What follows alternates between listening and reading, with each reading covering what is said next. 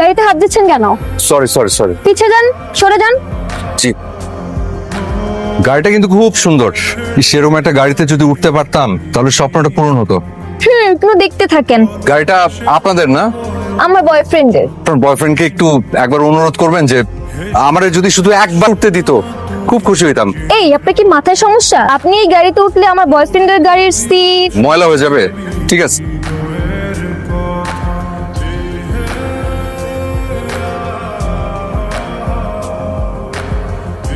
Excuse me, just I'm really sorry. আসলে আপনি আমাদের সাথে প্র্যাঙ্ক করেছেন, রাইট?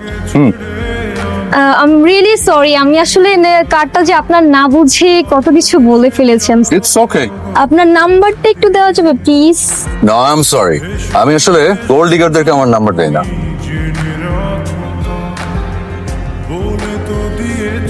খুব ডিপ্রেস ফিল করছে জানিস? কেন? মনের মতো কাউকে খুঁজে পেলাম না। আচ্ছা, তোর সাথে প্রেম করার মানুষের অভাব। আমার সামনে যারাই পড়ে তার শুধু আমার ব্যাংক ব্যালেন্স দেখে, আমাকে কেউ দেখে না রে। এমন কাউকে খুঁজে পেতাম যে বড় লোকদের দু চোখে দেখতে পারে না। ওয়েট, পরলোক সহ্য করতে পারে না শুনে না ভার্সিটির ওই ডেঞ্জারাস মেয়েটার কথা মাথায় আসলো।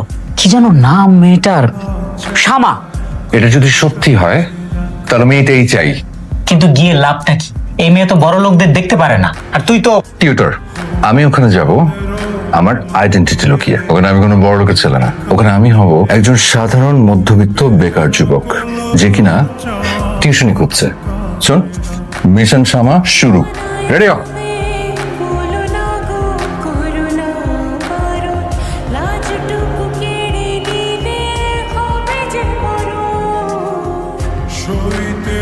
এটা কি স্বপ্ন নাকি আমি হিট স্ট্রোকে মরে গিয়ে বেহেশতে চলে আসছি?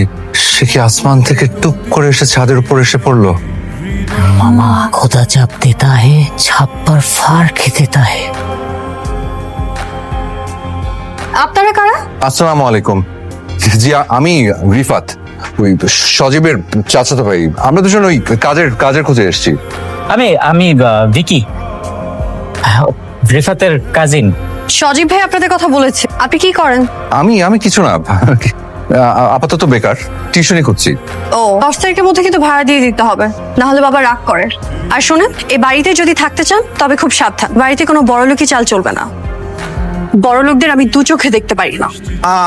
আমি বড় লোকদেরকে একদম সহ্য করতে পারি না, বিশ্বাস করেন। আর শোনেন, জি। দোতলায় আমাদের বাসা।